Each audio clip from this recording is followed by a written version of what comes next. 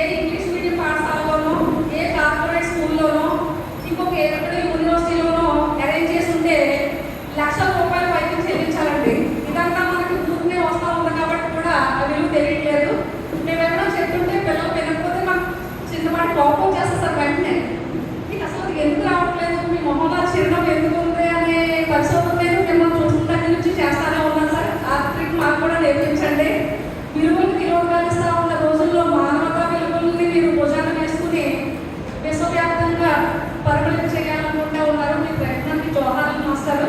మీ ప్రయత్నం శరవేగంగా ముందుకు సాగుతూ ఉండాలని, దాంట్లో మా వంతు సహాయం ఏదైనా అవసరమైతే మమ్మల్ని కోరాలని తెలియజేస్తూ, ఇంతటి మంచి కార్యక్రమాన్ని విద్యార్థులు అందరితో ఏర్పాటు చేసినందుకు విద్యార్థుల తరపు నుంచి, ఉపాధ్యాయుల తరపు నుంచి మీకు శతకోటి వందనాలు కూడా తెలియజేస్తూ థ్యాంక్ యూ సో మచ్.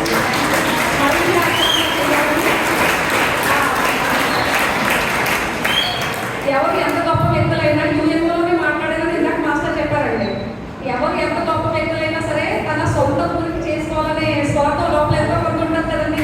ఆయన నిస్వార్థే కాదని చెప్పట్లేదు, కానీ ఆయన ఇప్పుడు ఎదురు పెట్టుకుని పూజించి తీసుకెళ్ళి లక్షలు కాదండి, కోట్ల రూపాయలు చెల్లించే ఇంత క్యాపబుల్ పర్సన్ ఆయన. కానీ ఆయన స్వార్థం ఏంటంటే తన పుట్టు పెరిగిన ఊరు, తన నేల, తన భూమి ఇవన్నీ కూడా బాగుండాలనుకునే గొప్ప వ్యక్తి సార్ మీరు.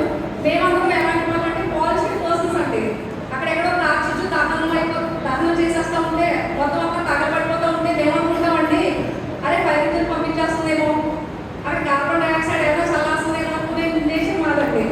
కానీ మీరు అరే అమ్మకడికి ఎంత మండిపోతుందో కదా, దాన్ని ఏ విధంగా చల్లార్చాలి అని చెప్పేసి ప్రపంచ వ్యవసాయాన్ని పరిచయం చేస్తూ ఉంటారు. మీ కృషి వృధా